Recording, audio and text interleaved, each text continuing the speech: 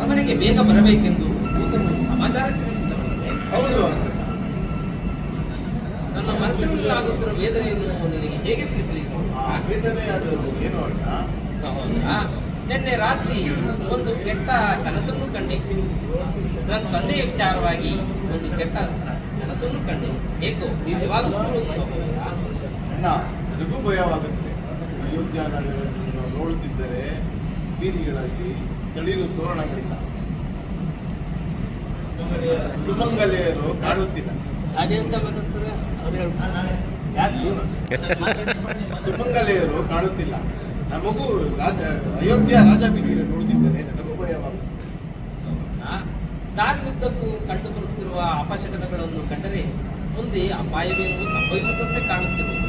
ಬೇಗ ಅವನೆಯನ್ನು ಸೇರೋಣ. ನಡೆ ಅಣ್ಣ.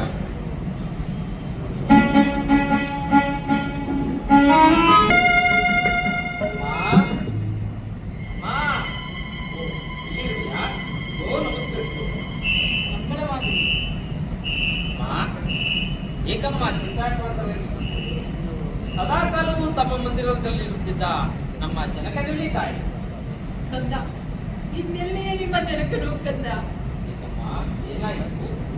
ಕುಮಾರ, ನಿಮ್ಮ ಜನಕರು ಸ್ವರ್ಗಸ್ಥರಾದರು ಕಂದ, ಸ್ವರ್ಗಸ್ಥರಾದರು. ಅಯ್ಯೋ ಜನಕ, ನಮ್ಮ ನಗಲಿದೆಯಾ ತಂದೆ? ಮಾ ನಿಮ್ಮ ಜನಕನ ಮರಣಕ್ಕೆ ಕಾರಣವೇನು ತಾಯಿ?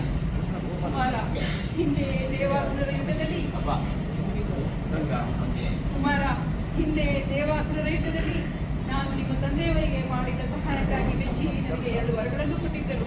ಎಂಬುದಾಗಿ ತಾಯಿ. ಮೊದಲನೇ ವರಕ್ಕೆ ರಾಮಚಂದ್ರನಿಗೆ ನಿಶ್ಚಯವಾಗಿರುವ ಪಟ್ಟಾಭಿಷೇಕವನ್ನು ತಪ್ಪಿಸಿ ನಿನಗೆ ಪಟ್ಟಾಭಿಷೇಕವಾಗಬೇಕೆಂದು ಕೇಳಿಕೊಂಡೆ. ಎರಡನೇ ವರಕ್ಕೆ ಶ್ರೀರಾಮಚಂದ್ರನು ನಾರುಮುಡಿಯನ್ನುಟ್ಟು ಪುರಪ್ರವೇಶವಿಲ್ಲದೆ 14 ವರ್ಷ ವನವಾಸಕ್ಕೆ ಹೋಗಬೇಕೆಂದು ಕೇಳಿಕೊಂಡೆ. ಮಿತ್ರವಾಕ್ಯ ಪರಿಪಾಲನೆಗಾಗಿ ರಾಮನೊಡನೆ ಸೀತೆಯೊಡನೆ ಲಕ್ಷ್ಮಣನು ವನವಾಸಕ್ಕೆ ಹೊರಟು ಹೋದರು. ಇದೇ ಲೆಕೆಯಲ್ಲಿ ನಿಮ್ಮ ತಂದೆಯವರು ಸ್ವರ್ಗಸ್ಥರಾದರು ಕಂದ, ಸ್ವರ್ಗಸ್ಥರಾದರು. ನೀನದೆಷ್ಟೊಂದು ಕ್ರೂರಿ ತಾಯಿ. ನಿಜವಾಗಿಯೂ ನೀನು ನನ್ನ ಹೆತ್ತ ತಾಯಿಯಲ್ಲ. ನಿನ್ನಂತವರು ಈ ಅಯೋಧ್ಯ ನಗರದಲ್ಲಿದ್ದರೆ ಪುಣ್ಯ ಶ್ರೀರಾಮರು ನಿನ್ನ ದುರ್ಬುದ್ಧಿಯನ್ನೇ ಕಲಿಯುವರು. ಅದಕ್ಕಾಗಿ ನಿನ್ನನ್ನು ಇಲ್ಲಿಯೇ ಕೊಂದು ನನ್ನ ಕ್ರೋಧವನ್ನು ಶಮನ ಮಾಡಿಕೊಳ್ಳುತ್ತೇನೆ. ಅಣ್ಣ, ಸ್ವಲ್ಪ ತಡೆ. ಮಾತೆಯು ಅವಿವೇಕಿಗಳ ದುರ್ಬೋಧನೆ ತಿಳಿದುಕೊಂಡು ಈ ರೀತಿ ಮಾತುಗಳನ್ನಾಡುತ್ತಿದ್ದಾಳೆ.